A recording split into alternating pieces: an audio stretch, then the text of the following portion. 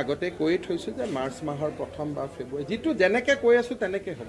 1 লাখ নিযুক্তি প্ৰক্ৰিয়া পূৰ্ণ হোৱাৰ পিছত 1,50,000লৈকে আমি তীব্ৰ গতিত ধাৱমান হৈছো।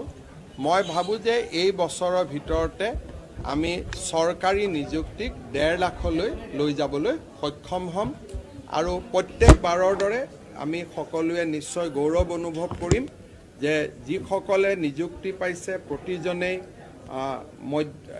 একোটা ক'ব গ'লে কোনোবা দৰিদ্ৰ পৰিয়ালৰ, কোনোবা মধ্যবিত্ত পৰিয়ালৰ আৰু কোনো ধৰণৰ অভিযোগ নথকাকৈ সুকলমে এটা পৰীক্ষা পাৰ হোৱাৰ পিছত আজি আমি সকলোকে নিযুক্তি পত্ৰ দিব পাৰিছোঁ। মোৰ দুই এদিনতে মই আগতে কৈ থৈছো যে মাৰ্চ মাহৰ প্ৰথম বা ফেব্ৰুৱাৰী যেটো যেনেকৈ কৈ আছো তেনেকৈ হ'ব।